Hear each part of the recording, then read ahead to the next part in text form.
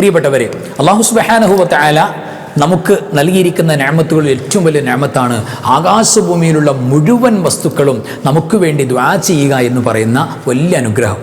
അവരുടെ മുഴുവൻ ദുആ കിട്ടാൻ വേണ്ടി നമ്മൾ ഒറ്റ വാക്ക് പറഞ്ഞാൽ മതി, ഒരു തസ്ബീഹ് പറഞ്ഞാൽ മതി.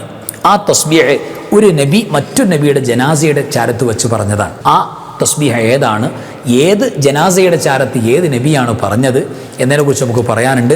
പിന്നെ സാമ്പത്തികമായ മാനസികമായ എന്ത് കുടുക്കത്തിലും പ്രയാസത്തിലും നമ്മൾ പെട്ടുപോയോ അതിന് റിലീസാകാൻ ഈ പറയുന്ന നബിയുടെ 800 കൊല്ലം ഒരു ഉമ്മത്ത് ഒരു നബിയെ ഖബറടക്കാതെ കാത്തുവെച്ചുകൊണ്ടിരുന്നു.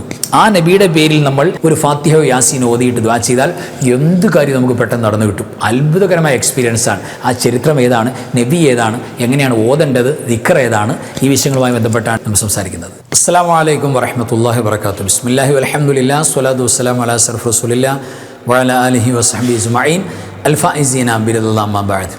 പ്രിയമുള്ള ഉമ്മമാരെ, ഉപ്പമാരെ, സഹോദര സഹോദരിമാരെ, അൻവാറെ ഫജറിൻ്റെ വളരെ വേണ്ടപ്പെട്ട മെഹബീങ്ങളെ, അല്ലാഹു സുബ്ഹാനഹു വ തആല അവൻ്റെ മഹലായ ഫദ്ല് കൊണ്ട് നമ്മുടെ എല്ലാ തെറ്റുകുറ്റങ്ങൾക്കും മാപ്പ് നൽകി അള്ളാഹു ഇഷ്ടപ്പെടുന്ന സജ്ജനങ്ങളിൽ നമ്മൾ വേണ്ടപ്പെട്ടവരെയും അള്ളാഹു ചേർക്കട്ടെ. പ്രത്യേകിച്ച് നമ്മുടെ ക്ലാസ് മുടങ്ങാതെ കേൾക്കുന്ന, മദ്രസയിലൊക്കെ പങ്കെടുക്കുന്ന, വലിയ സ്നേഹത്തോടെ മഹബത്തോടെ നമ്മുടെ കൂടെ നിൽക്കുന്ന ഒരുപാട് ഉമ്മമാരും ഉപ്പമാരും ഒരുപാട് നാടുകളിലുണ്ട്. എല്ലാവർക്കും അള്ളാഹു ഐശ്വര്യം നൽകട്ടെ. നമ്മുടെ പ്രയാസങ്ങൾ, വിഷമങ്ങൾ, കടങ്ങൾ, രോഗങ്ങൾ എല്ലാം അള്ളാഹു നീക്കിത്തരട്ടെ. നമ്മുടെ മരിച്ചുപോയ വേണ്ടപ്പെട്ടവരുടെ ഖബർ സന്തോഷത്തിലാക്കട്ടെ. എല്ലാ മുഅ്മിനാത്തുകൾക്കും അള്ളാഹു മഗ്ഫിറത്ത് കൊടുക്കട്ടെ. ആമീൻ യാ റബ്ബൽ ആലമീൻ. അൽഹംദുലില്ലാഹ്. പ്രിയപ്പെട്ടവരെ, അല്ലാഹു സുബ്ഹാനഹു വ തആല നമ്മുടെ ജീവിതത്തിൽ നൽകുന്ന ഏറ്റവും അമൂല്യമായ നിഅമത്ത് നമുക്ക് ഖൈറായ കാര്യങ്ങൾ പഠിക്കാനുള്ള അവസരമാണ്. മൻ യുരീദില്ലാഹു ബിഹി ഖൈറൻ യുഫഖിഹുഹു ഫിദ്ദീൻ. ദീനിൻ്റെ കാര്യങ്ങൾ കൂടുതൽ അറിയാൻ, മസ്അലകൾ പഠിക്കാൻ ഒരവസരം ഒരാൾക്ക് അള്ളാഹു തിരഞ്ഞെടുത്ത് കൊടുക്കുന്നുണ്ടെങ്കിൽ അള്ളാഹു ഖൈർ ഉദ്ദേശിക്കുന്നു എന്നതിൻ്റെ അടയാളമാണ് എന്ന് പുണ്യ റസൂൽ സ്വല്ലല്ലാഹു അലൈഹി വസല്ലം അതുങ്ങൾ പറഞ്ഞിട്ടുണ്ട്. അപ്പോൾ കൂടുതൽ കാര്യങ്ങൾ അറിയുക, അപ്ഡേറ്റഡ് ആയിട്ട് കൂടുതൽ മസ്അലകൾ പഠിക്കുക, അതൊക്കെ വലിയ ഖൈറിൻ്റെ അടയാളമാണ്. അതിന് മാക്സിമം നമ്മൾ ഉപയോഗപ്പെടുത്തണം അത്തരം സന്ദർഭങ്ങൾ. നമ്മുടെ ക്ലാസ് മുടങ്ങാതെ ഒരുപാട് പേര് കേൾക്കുന്നു, സന്തോഷങ്ങൾ പറയുന്നു. അൽഹംദുലില്ലാഹ്, അതിൽ വലിയ സന്തോഷമാണ്. നിങ്ങളുടെ ദുആയിൽ വലിയ റാഹത്താണ്, സന്തോഷമാണ്. കമൻറ്റിലൂടെയൊക്കെ ഒരുപാട് പേര് പറയുന്നുണ്ട്. കമൻറ്റ് എഴുതാനറിയാത്തവർ ഖൽബിലൂടെ പറയുന്നുണ്ട്. എല്ലാം നമുക്കറിയാം. അള്ളാഹു വിജയത്തിലാക്കട്ടെ. ആമീൻ യാ റബ്ബൽ ആലമീൻ. പ്രിയപ്പെട്ടവരെ, ഇന്ന് നമ്മൾ ഒരു അത്ഭുതകരമായ ദിക്റാണ് പറയാൻ പോകുന്നത്. അതായത് ഒരുപാട് അത്ഭുതം നിറഞ്ഞ ഒരു നബിയുടെ ജനാസയുടെ ചാരത്ത്, മയ്യത്തിൻ്റെ ചാരത്ത് മറ്റൊരു നബി സിയാറ ചെയ്തപ്പോൾ, അരികിലൂടെ പോയപ്പോൾ ചൊല്ലിയ ദിക്റാണ്. ഈ ദിക്റിന് വലിയ കൂലിയാണ്. ആ ദിക്റും ആ ജനാസയെ വഫാത്തായി കിടക്കുന്ന നബിയുടെ കാര്യവും എല്ലാം വലിയ അത്ഭുതമാണ്. ചരിത്രത്തിൽ അത്ഭുതകരമായി കിതാബുകൾ രേഖപ്പെടുത്തിയിട്ടുള്ള ചരിത്രമാണ് ഈ നബിയുടെ ചരിത്രം. പലപ്പോഴും ഈ നബിയുടെ പേര് തന്നെ നമ്മളെ ജീവിത ലൈഫിൽ ആദ്യമായിട്ട് കേൾക്കുന്ന, അങ്ങനെ ഒരു നബിയോ നിങ്ങൾ കേട്ടിട്ടില്ല എന്ന് ഭൂരിഭാഗം ആളുകൾക്കും തോന്നും. വളരെ തുച്ഛം ആളുകൾക്ക് അറിയാം, സാധ്യതയുണ്ട്. അപ്പോൾ ഏതായിരുന്നാലും പ്രിയപ്പെട്ടവരെ, നമുക്ക് നോക്കാം ആരാണ് നബി, ഏതാണ് അത്ഭുതം എന്ന് നോക്കാം. പുണ്യ റസൂൽ സ്വല്ലല്ലാഹു അലൈഹി വസല്ലം തങ്ങൾ അവിടുത്തെ കാലത്തിന് ശേഷം മഹാനായ സയ്യിദുനാ ഉമർ ഇബ്നുൽ ഖത്താബ് റളിയല്ലാഹു തആല അൻഹുവിൻ്റെ ഖിലാഫത്തിൻ്റെ കാലത്ത്, ഭരണകാലത്ത് മുസ്ലിം സൈന്യങ്ങൾ ഇങ്ങനെ മുന്നേറിക്കൊണ്ടിരിക്കുകയാണല്ലോ. അങ്ങനെ മുന്നേറുന്നതിൻ്റെ ഭാഗമായി സിറിയയിലെ തുസ്തുർ എന്ന് പറയുന്ന പ്രദേശം പിടിച്ചെടുക്കുകയാണ്. തുസ്തുർ എന്ന് പറയുന്ന ഏരിയ, ആ സ്ഥലം മുസ്ലിമീങ്ങളുടെ അധീനത്തിലായി. അവിടെ തുസ്തുർ മുസ്ലിമീങ്ങളുടെ സൈന്യങ്ങളുടെ അധീനത്തിലായ സന്ദർഭത്തിൽ അവിടുത്തെ ഭരണാധികാരിയായിരുന്ന ഹുർമുസാൻ എന്ന് പറയുന്ന ചക്രവർത്തി, ആ ചക്രവർത്തിയുടെ ഖജനാവ് മുസ്ലിം ഭടന്മാരുടെ സൈന്യത്തിൻ്റെ കയ്യിലായി. ഒരു സ്ഥലം അവിടെ മുസ്ലിം സൈന്യങ്ങൾ വിജയിച്ചപ്പോൾ ആ സ്ഥലത്തിലെ ഭരണാധികാരിയുടെ കീഴിലുണ്ടായിരുന്ന ഖജനാവും അതിൻ്റെ സമ്പത്തുകളെല്ലാം ഈ മുസ്ലിം സൈന്യങ്ങളുടെ കരങ്ങളിലായി. അങ്ങനെ എന്ത് ചെയ്തു?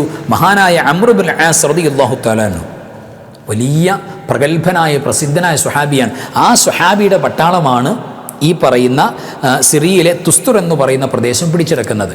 അപ്പോൾ അംർ ഇബ്നുൽ ആസ് റളിയല്ലാഹു തആല അൻഹുവിൻ്റെ അധീനതയിൽ, അദ്ദേഹത്തിൻ്റെ കീഴിൽ തന്നെ ഈ ഹുർമുസാൻ എന്ന് പറയുന്ന ചക്രവർത്തിയുടെ ഖജനാവ് പിടിച്ചെടുത്തപ്പോൾ മുസ്ലിം സൈന്യം എന്ത് ചെയ്തു? ആ ഖജനാവ് ഓപ്പൺ ചെയ്ത് അതിൻ്റെ ഉള്ളിൽ കയറി നോക്കുമ്പോൾ ഒരത്ഭുതം.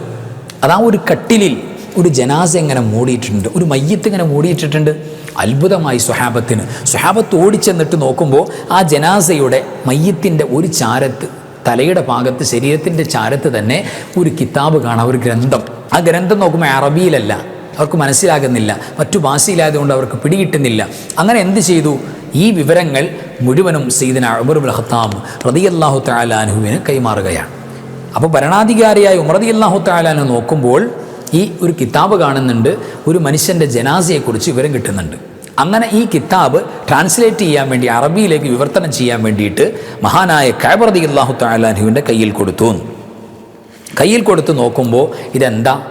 ഇത് മഹാനായ സയ്യിദുനാ നബിയുല്ലാഹി ദാനിയാൽ നബി അലൈഹിസ്സലാത്തു വസ്സലാമിന് അള്ളാഹു ഇറക്കിക്കൊടുത്ത ഗ്രന്ഥമാണ്, കിതാബാണ് ഈ ഇറക്കി കൊടുത്തിരിക്കുന്നത്. ആ ഗ്രന്ഥമാണ് ഈ കാണുന്നത്. ആ ഗ്രന്ഥത്തിൽ മഹാനായ സയ്യിദുനാ ദാനിയാൽ നബി അലൈഹിസ്സലാത്തു വസ്സലാമിൻ്റെ ജനാസയാണ് എന്ത് ചെയ്യുന്നത്? ഇവിടെ കിടക്കുന്നത്. അപ്പോൾ 800ഓളം കൊല്ലത്തോളം മഹാനായ സയ്യിദുനാ ദാനിയാൽ നബി അലൈഹിസ്സലാത്തു വസ്സലാമിൻ്റെ ജനാസ ആ അദ്ദേഹത്തിൻ്റെ നാട്ടുകാർ, ആ നബിയുടെ ഈ പറയുന്ന സിറിയയിലെ തുസ്തുർ എന്ന് പറയുന്ന പ്രദേശക്കാർ ഇങ്ങനെ കാത്തുവച്ചിരിക്കുകയാണ്, ജനാസ ഖബറടക്കാതെ. എന്താ കാരണം? അവർക്ക് ക്ഷാമ പ്രയാസ കാലഘട്ടങ്ങൾ വരുമ്പോൾ, മഴയില്ലാത്ത കാലം വരുമ്പോൾ ഈ ജനാസ കൊണ്ടുവന്ന് പുറത്തു വെക്കുക, എന്നിട്ട് ജനാസയെ ഇടതേടിയിട്ട് തവസ്സുൽ ചെയ്ത് ദുആ ചെയ്യുക. തീർച്ചയായിട്ടും അവർക്ക് അത് ഫലം കിട്ടുന്നത് കൊണ്ട് വർഷങ്ങളോളം ആ ജനാസ സൂക്ഷിച്ചു.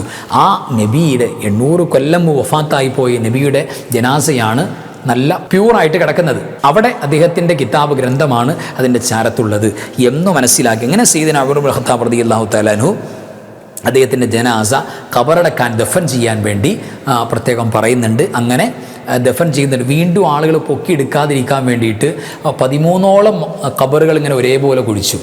എന്നിട്ട് ഒരെണ്ണത്തിലെ ഖബറടക്കി എല്ലാം ഒരേപോലെ മൂടി. അപ്പോൾ ഏതാണെന്ന് അറിയാതിരിക്കുക, പെട്ടെന്ന് ഇനി ആളുകൾക്കത് തോണ്ടിക്കൊണ്ട് പോകാതിരിക്കുക. അപ്പോൾ ഏതായിരുന്നാലും മനസ്സിലാക്കാൻ സാധിക്കുന്നത്, പ്രിയപ്പെട്ടവരെ, ഈ ദാനിയാൽ നബി അലൈഹിസ്സലാത്തു വസ്സലാമിൻ്റെ ഒരുപാട് അലക്സാണ്ട്രിയയിലാണ് ആ മക്കാമുള്ളത് എന്നാണ് പറയപ്പെടുന്നുണ്ട് പലതും ചരിത്രങ്ങളിൽ. അപ്പോൾ നമുക്ക് മനസ്സിലാക്കാൻ സാധിക്കുന്നുണ്ട്.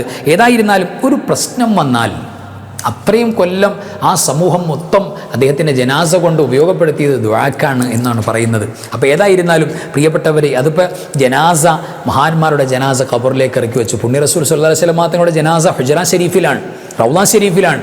എന്നിട്ട് അവിടെ നിന്നുകൊണ്ട് തവസ്സുലാക്കി ദുആ ചെയ്യുക, അവിടെ നിന്നുകൊണ്ട് നമ്മൾ ദുആർക്കുക, അവിടെ നിന്നുകൊണ്ട് പ്രിയപ്പെട്ടവരെ നമുക്ക് സലാം പറയുക. അതിനൊക്കെ വലിയ പുണ്യമല്ലേ? ജനാസയുടെ പുറത്ത് നിന്നാൽ മാത്രമേ പുണ്യം കിട്ടൂ എന്നവർ വിചാരിച്ചിട്ടുണ്ടാവും പലപ്പോഴും.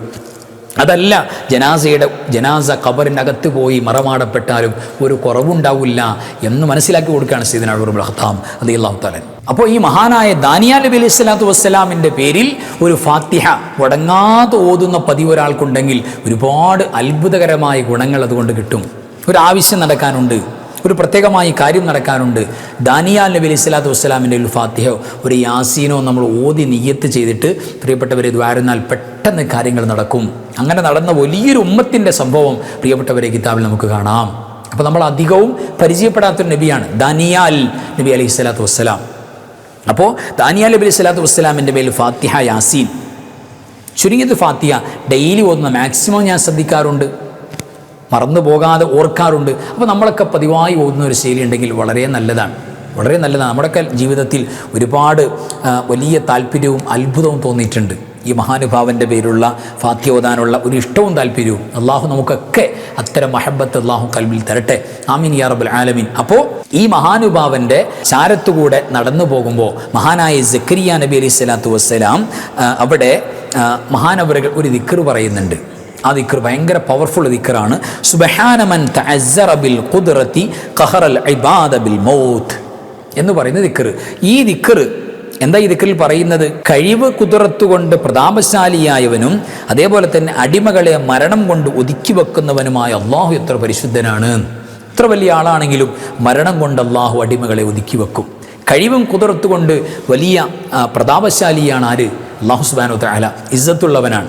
ഈ പറയുന്ന ദിക്ർ ഒരാൾ പറഞ്ഞാൽ തീർച്ചയായിട്ടും പ്രിയപ്പെട്ടവരെ, ഒരു വട്ടം പറഞ്ഞാൽ തന്നെ ആകാശഭൂമി ലോകത്തുള്ള മുഴുവനും അള്ളാഹുവിനോട് എല്ലാ വസ്തുക്കളും ഇവർക്ക് വേണ്ടി റെക്കമെൻഡ് ചെയ്യും, ശഫാഅത്ത് ചെയ്യും. രക്ഷപ്പെടുത്തണമെന്ന് അള്ളാഹിനോട് പറയുന്നു. ആകാശഭൂമി ലോകത്തുള്ള മുഴുവൻ വസ്തുക്കളും അള്ളാഹുവിനോട് റെക്കമെൻഡ് ചെയ്യും. നമ്മളെ രക്ഷപ്പെടുത്താൻ വേണ്ടി അള്ളാഹിനോട് ദ്വാരക്കും ഈ ദിക്ർ ഒരു വട്ടം പറഞ്ഞാൽ. അപ്പോൾ ഈ ദിക്ർ സുബ്ഹാന മൻ തഅസ്സറ ബിൽ ഖുദ്റതി ഖഹറൽ ഇബാദ ബിൽ മൗത്ത്, നല്ലൊരു തസ്ബീഹാണ്, നല്ലൊരു ദിക്റാണ്, നമുക്ക് ചൊല്ലാവുന്നതാണ്. പ്രത്യേകിച്ച് ദുആ ചെയ്യുന്നതിന് മുമ്പാക്കി ഒരു 3 വട്ടം ചൊല്ലിയിട്ട് ദ്വാരക്കാവുന്നതാണ്.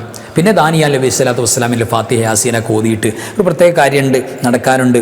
ഒരു 7 ദിവസം അദ്ദേഹത്തിൻ്റെ പേരിൽ ഫാത്തിഹ യാസീനോ നമ്മൾ നിയ്യത്താക്കുക, എന്നിട്ട് ഓതുക.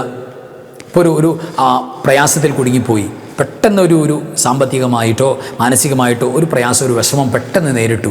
അപ്പോൾ അതിൽ നിന്ന് റിലീസാകാൻ വേണ്ടി ഈ മഹാനായ സയ്യിദുന ദാനിയാൽ നബി സ്വല്ലല്ലാഹു വസ്സലാമിൻ്റെ പേരിൽ ഫാത്തിഹ യാസീനൊക്കെ ഓതി വരുന്നാൽ എഫക്റ്റീവാണ്, എക്സ്പീരിയൻസ് ആണ്, അനുഭവമാണ്. അതുകൊണ്ട് പറയണം അല്ലാഹു സുബ്ഹാനഹു വ തആല ഈ അത്ഭുതകരമായ ചരിത്രവും അത്ഭുതകരമായ ദിക്റും ജീവിതത്തിൽ മനസ്സിലാക്കാനും ഉപയോഗപ്പെടുത്താനും അല്ലാഹു സഹായിക്കട്ടെ, വിജയിപ്പിക്കട്ടെ, സലാമത്തിലാക്കട്ടെ. വആഖിറു കലാമി അൽഹംദുലില്ലാഹി. അസ്സലാമു അലൈക്കും വറഹ്മത്തുള്ളാഹി വബറകാതുഹു. داخل الجنة